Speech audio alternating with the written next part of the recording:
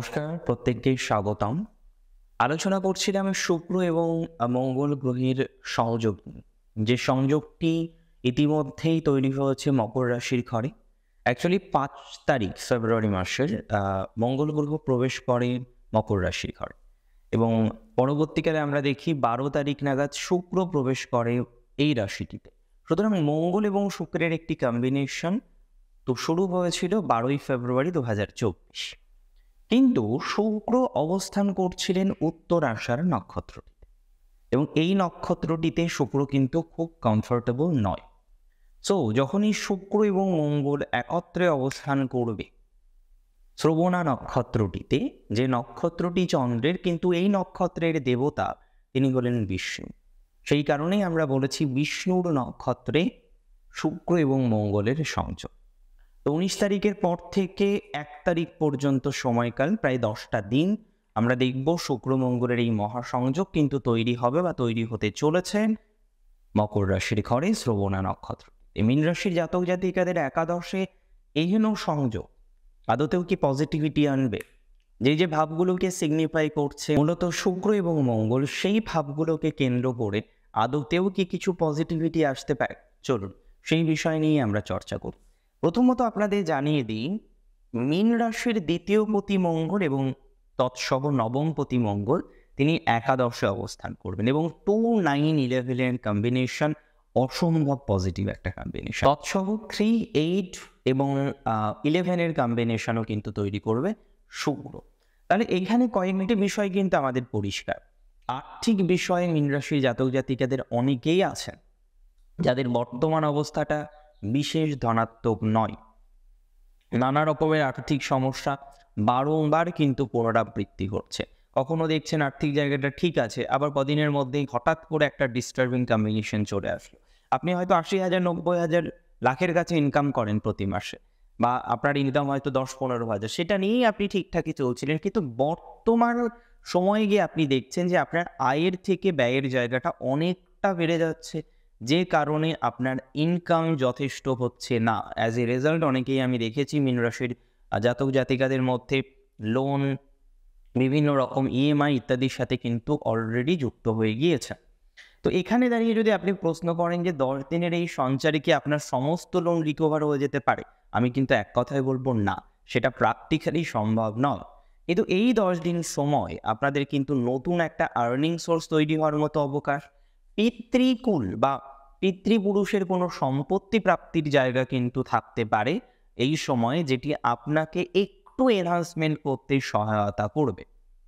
এবং এই সময় আমরা দেখতে পারবো অনেকেই কিন্তু খুব উদ্গ্রীব হয়ে রয়েছেন যে একটা জমি, একটা বাড়ি যেটা আপনার নিজস্ব এবং দীর্ঘদিন ধরে আপনি ভাবছেন সেটা বিক্রি করবেন, কিন্তু কোনো একটা জায়গায় গিয়ে সেটি বিক্রি করতে পারছেন না। কোনো একটা জায়গায় গিয়ে আপনার বারংবার কিছু সমস্যা এই সংক্রান্ত বিষয়ে কিন্তু চলে আসছে। তো আমি এখানে একটা কথাই আপনাকে বলবো, কিছুটা আর্থিক স্টেবিলিটি লক্ষ্য করা যাবে। পূর্ণাঙ্গ নয়, পূর্ণাঙ্গ রিকভারি এই মুহূর্তে হবে না এবং অনেকের ক্ষেত্রে আমরা দেখব হয়তো ততটা ডেভেলপমেন্ট হলো না, কিন্তু অ্যাটলিস্ট যেভাবে আপনার ব্যয়টা হচ্ছিল সেটা কিন্তু কিছুটা হলেও কমতে পারে। তার মানে দুটো বিষয় খুব পরিষ্কার আমাদের কাছে হলো। নাম্বার 1, ইনকামের জায়গা অনেকের ক্ষেত্রেই বাড়বে, অনেকের ইনকামের সেকেন্ড সোর্স তৈরি হতে পারে, অনেকের সম্পত্তি বিক্রির একটা সংযোগ কিন্তু লক্ষ্য করতে পারবো। একই সাথে আমরা দেখতে পারবো অনেকের ক্ষেত্রেই কিন্তু ক্রয় বিক্রয় দুটোই হতে পারে। অ্যান্ড সিমিলারলি আমরা দেখতে পারবো যে অনেকের ডেট সেটা হয়তো সামান্য ডিক্রিজ করতে পারে। আচ্ছা, এর পরের যে ম্যাটারটা নিয়ে আমাদেরকে চর্চা করতেই হবে সেটি হলো পিতার স্বাস্থ্য। এবং মিনের আমি অনেকেরই দেখেছি যে পিতার স্বাস্থ্য নিয়ে, পিতার সাথে সম্পর্ক নিয়ে বিভিন্ন রকম ট্রাবল বারংবার আপনাদের আসছে এবং এখানে আপনার একটাই প্রশ্ন যে আপনি সঠিকভাবে চলছেন, আপনি সঠিকভাবে আপনার পিতার সাথে সম্পর্ক নিয়ন্ত্রণ করার চেষ্টা করছেন বা করেন ইউজুয়ালি, কিন্তু তারপরে গিয়েও কোথাও যেন আপনি সমস্যা ফেস করছেন, কোথাও যেন গিয়ে আপনি বারংবার একই ধরনের সমস্যাগুলো দেখছেন, পুনরাবৃত্তি করছে। তো এখানে দাঁড়িয়ে একটা কথা এখানে আমি আপনাদের সাথে শেয়ার করব, সেটি হচ্ছে রাশি যদি আপনার মীন হয়ে থাকে, পিতার সাথে সম্পর্ক, ইভেন যাদের পিতার অসুস্থতা জনিত কিছু সমস্যা হঠাৎ করে এসেছে লাইফে, তাদের ক্ষেত্রে কিন্তু কিছুটা রিকভারির স্টেজ থাকবে বা রিকভারির স্টেজ থাকার সম্ভাবনাটা কিন্তু অনেকটা বেশি আছে এই সময়কালটিতে। এর পরের যে ম্যাটারটা নিয়ে আমাদেরকে চর্চা করতে হবে সেটি নিশ্চিতভাবেই মীন রাশির জাতক জাতিকাদের, এবং অনেকেই না কিছু ভুল যোগাযোগের সাথে যুক্ত হয়ে গিয়েছে। যে যোগাযোগে যুক্ত হওয়ার ফলে আপনার কিছু আর্থিক লগ্নি হচ্ছে, এবং লগ্নি বা বিনিয়োগ এমন একটা জিনিস একবার করে ফেলার পর সেটি যদি ভালো রিটার্ন না দেয় তাহলে কিন্তু সেটা ফেরত পাওয়া যেমন একটা কষ্টসাধ্য ব্যাপার হয়ে ওঠে, তেমনই অনেক ক্ষেত্রেই দেখা যায় আপনি হয়তো উঠছিলেন, আপনি ক্রমান্বয়ে সিঁড়ি বেয়ে বেয়ে হয়তো উঠছেন, সেই জায়গাটাও কিন্তু অনেক ক্ষেত্রে ডিটোরিয়েট করে। তো এখানে দাঁড়িয়ে মীন রাশির জাতক জাতিকাদের বর্তমান যে কন্ডিশন আছে, বর্তমান যে পরিস্থিতি আছে, আমি কিন্তু স্ট্রংলি মনে করি সেই জায়গাটা এনহান্স করবে, এবং অনেক ক্ষেত্রেই সেই জায়গা থেকে অনেকটাই ভালো একটা ফলাফল উই ক্যান এক্সপেক্ট, আমরা আশা রাখতে পারি বা আমরা আশা রাখছি। মীন রাশির জাতক জাতিকাদের ক্ষেত্রে অনেকের লিটিগেশন রিলেটেড প্রবলেমও চলছে, এবং এই যে লিটিগেশন প্রবলেম সেটা আপনার শুরু হচ্ছে 2023 অনওয়ার্ডস, 23 এপ্রিল মে থেকেও শুরু হতে পারে।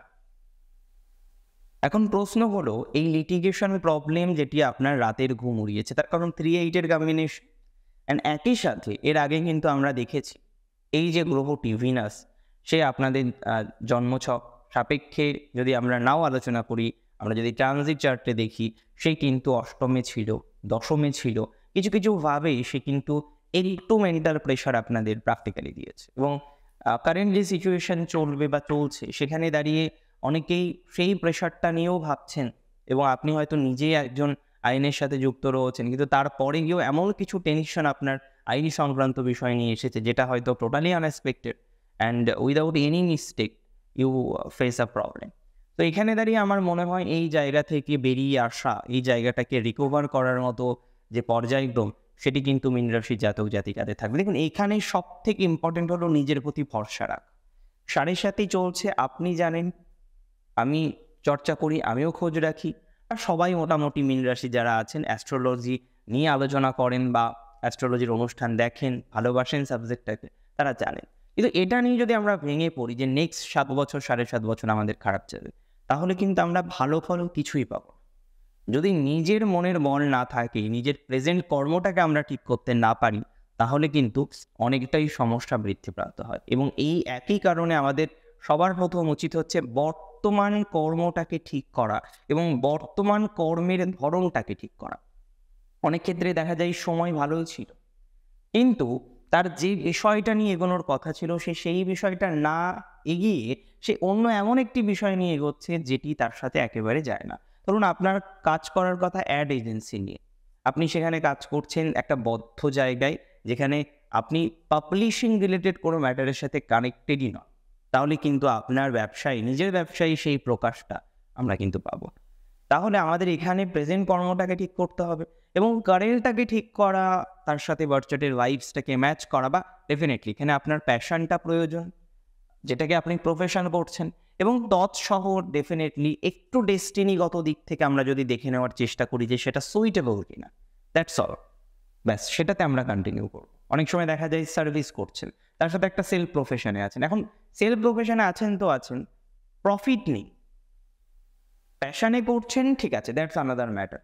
কিন্তু আপনি যেখানে করছেন আপনার আর্নিং সোর্সটাকে বাড়ানোর জন্য, কিন্তু আপনি সেলফ প্রফেশনে আছেন, you are attached with self profession, but প্রবলেমটা হচ্ছে সেটা থেকে যে একটা বেনিফিশিয়াল জায়গা তৈরি করতে পারবো সেটা পারছি। তো এই ধরনের ক্ষেত্রে আমার মনে হয় কিছুটা ধনাত্মক জায়গা তৈরি হতে পারে যদি আমরা সঠিক মার্গে চলি। সঠিক মার্গ মানে যে সেলফ প্রফেশনটা আপনার করা উচিত, পার্টিকুলারলি সেই সেলফ প্রফেশনটাকে যদি আমরা কন্টিনিউ করতে পারি, ইট উইল বি গুড, এটা অনেকটা বেটার হবে।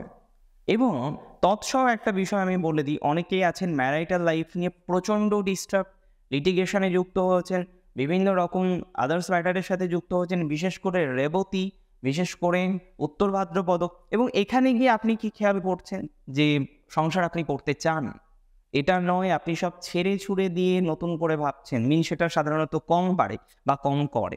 মিনের ক্ষেত্রে আমি দেখেছি এরা কিন্তু ডিভোর্সের পক্ষপাতী নয়, অনেক খারাপ পরিস্থিতি না আসলে এরা কিন্তু ডিভোর্স নিতে চায় না।